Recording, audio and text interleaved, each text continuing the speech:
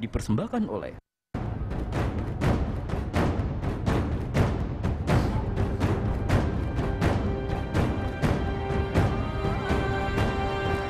merupakan sebuah kenyataan bahwa hanya 2% orang yang bisa berhasil.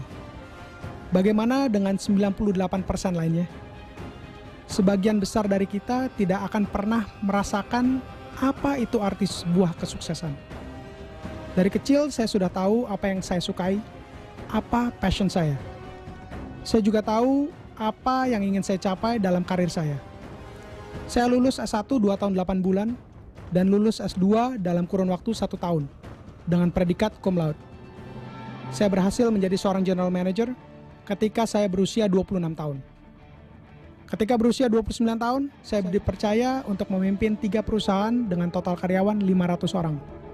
Semua orang pasti ingin sukses, tapi hanya mereka yang tahu apa saja yang dibutuhkan untuk sukseslah yang akan bisa mencapai arti sukses sesungguhnya.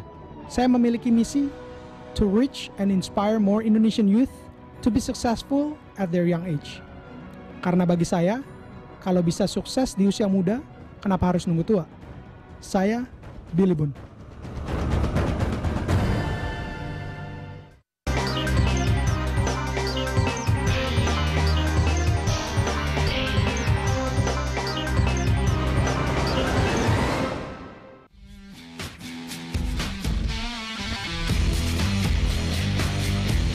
Hari ini saya akan mengunjungi 2 orang teman yang telah membuktikan bahwa mereka adalah orang yang nggak bisa dipandang sebelah mata, meskipun umurnya masih muda.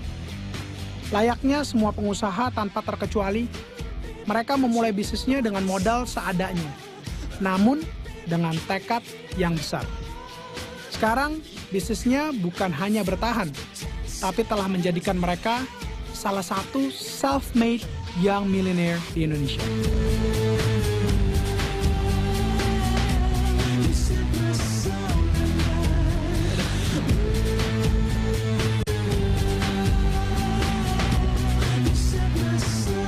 Banyak orang yang sudah tahu apa passionnya, memiliki impian yang besar, berani mengambil langkah pertama, tapi mereka tidak akan pernah merasakan sebuah kesuksesan. Kenapa? Karena mereka berhenti di tengah. Mereka give up, mereka menyerah. Bagaimana dengan 2 orang teman yang akan saya temui pada siang hari ini? Apakah mereka tipe orang yang mudah menyerah? Keep watching, this is Young on Top.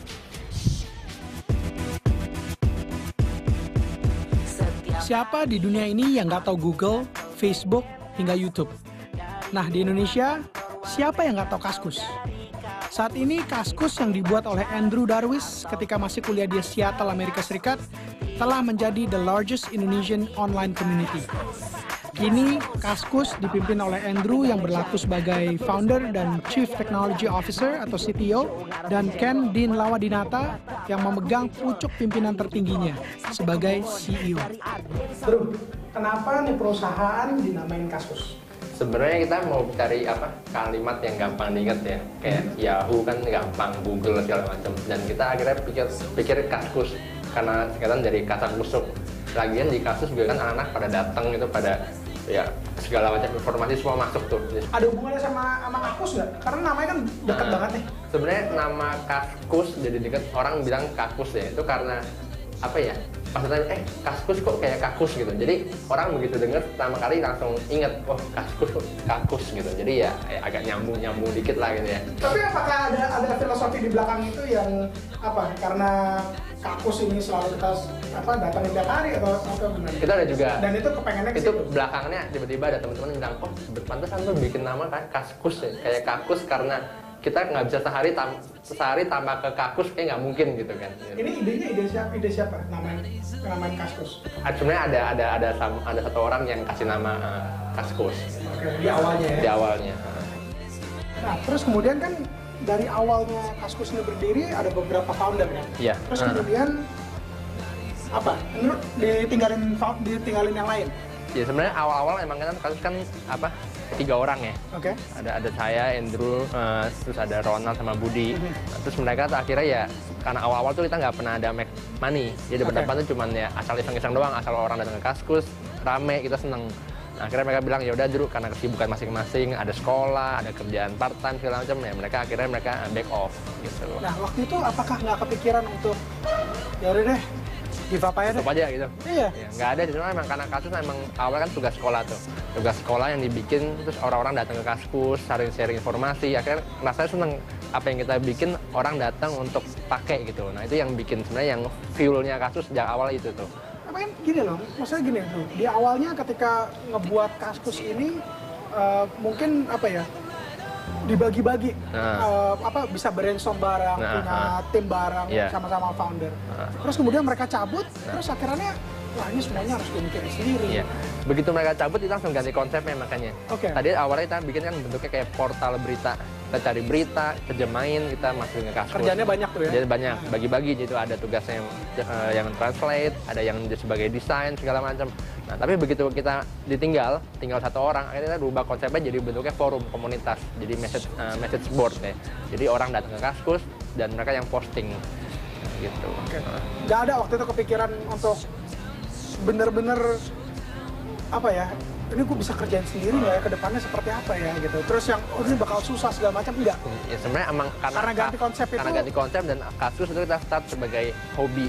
Emang ya kayak mainan gitu. Jadi kita awalnya emang kita nggak fokus untuk cari duit segala macam. Ya pokoknya asal jalan, orang datang pakai, ya kita seneng gitu.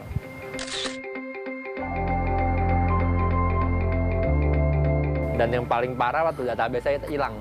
Database hilang dan kita karena hack itu. Karena hack. Dan kita punya backup tuh masih ada di Amerika. Dan untuk transfer file yang gigaan tuh kayak nggak mungkin kan.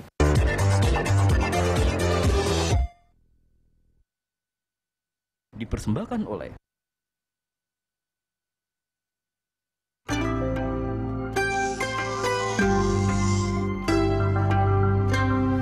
sebagai sebuah bangsa yang kaya akan potensi, kita punya kekuatan untuk berbicara lebih banyak pada dunia. Kami adalah bagian dari kekuatan itu. Kekuatan untuk maju. Kembangkan sayapmu, Indonesia.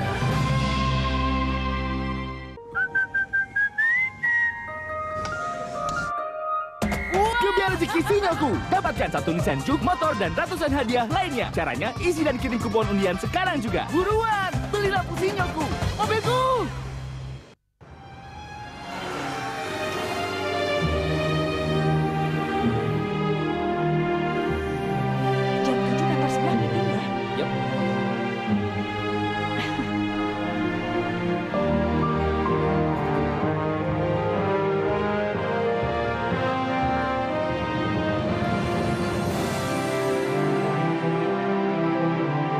BNI Wira Usaha, kredit usaha kecil. Keluarga yang menggunakan water dispenser Ujida setiap saat, air panas, air dingin, dan menghemat listrik. Cintailah produk-produk Indonesia. Mau tahu rahasia kami jadi anak berprestasi? Caranya gampang kok. Pertama, disiplin dan lakukan tugas-tugasmu dengan senang hati. Kedua, latih bakat yang kamu punya dan ikuti lomba yang kamu suka. Dan ketiga, seringlah berdiskusi dan belajar kelompok bersama teman-temanmu. Gampang kan? Semua bisa jadi anak berprestasi. Logo, sandal dan sepatu generasi prestasi.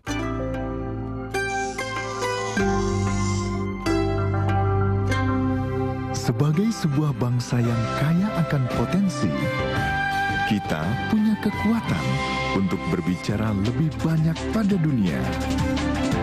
Kami adalah bagian dari kekuatan itu. Kekuatan untuk maju.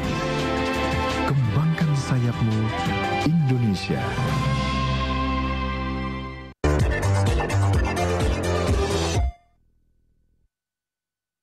Dipersembahkan oleh Kaskus dibentuk ketika Andrew masih kuliah di awal tahun 2000-an. Dan di tahun 2008, setelah ditinggal beberapa foundernya, Andrew mengambil keputusan untuk memindahkan 8 servernya ke Indonesia. Inilah salah satu keputusan besar dan tepat menurut Andrew Dan inilah milestone Kaskus, sebuah langkah yang memberi ruang kepada Kaskus untuk berkembang pesat di Indonesia. Dibantu oleh Ken, dan karena keterbatasan dana yang ada, mereka sendiri yang cari server rakitan hingga merasakan ditipu ketika beli kabel sendiri ke Mangga 2. Perjalanannya hingga hari ini nggak smooth.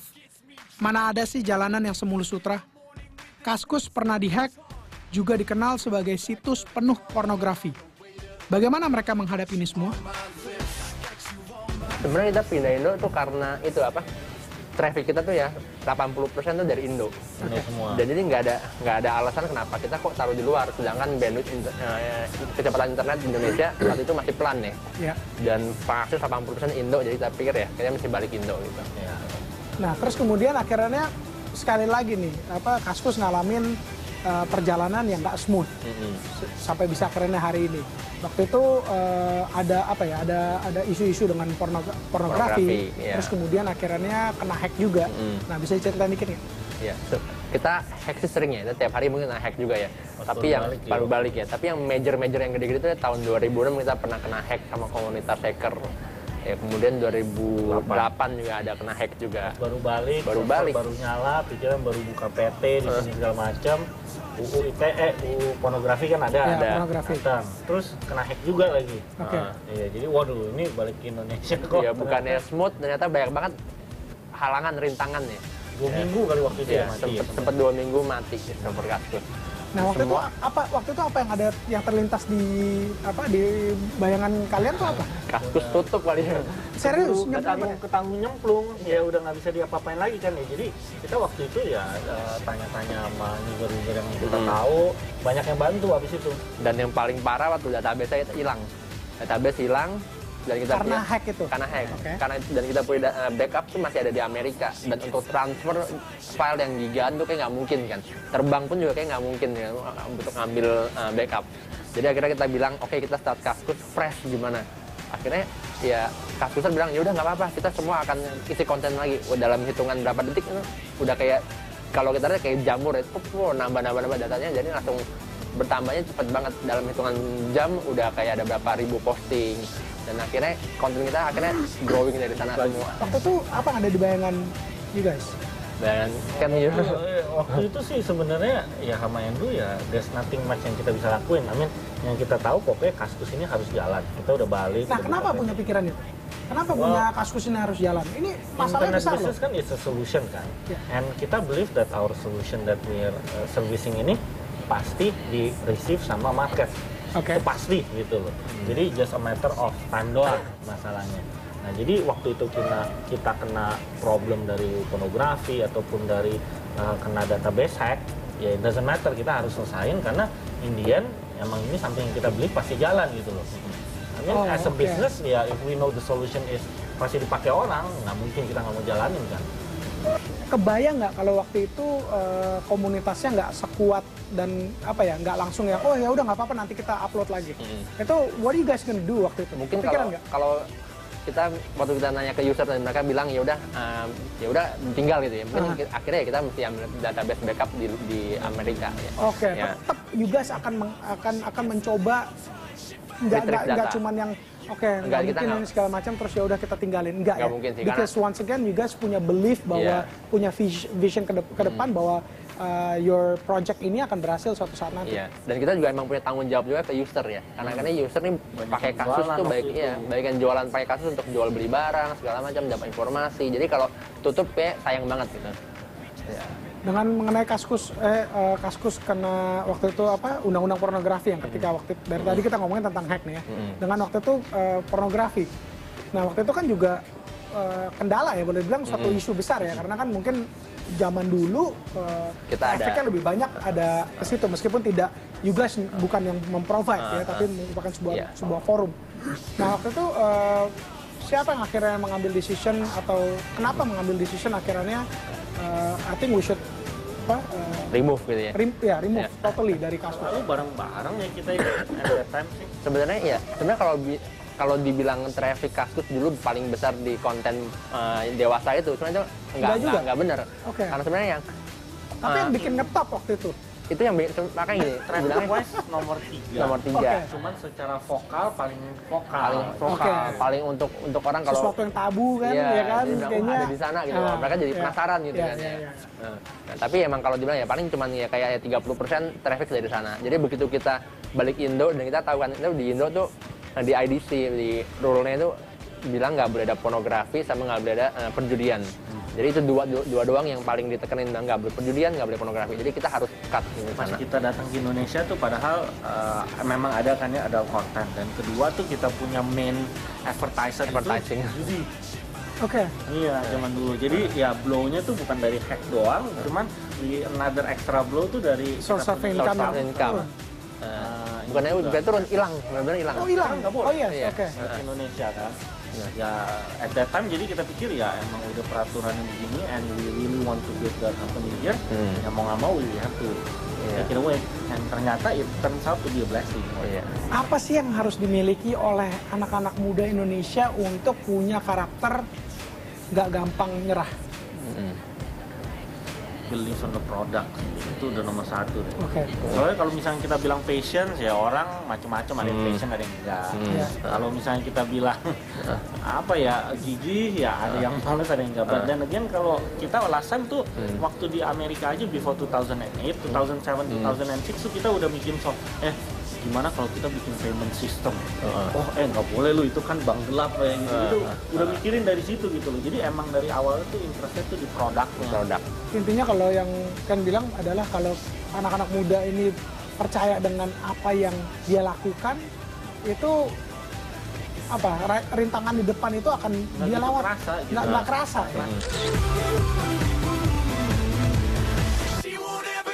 Ya. Sebegini besar tuh maksudnya berapa triliun? Triliun ya ada triliun.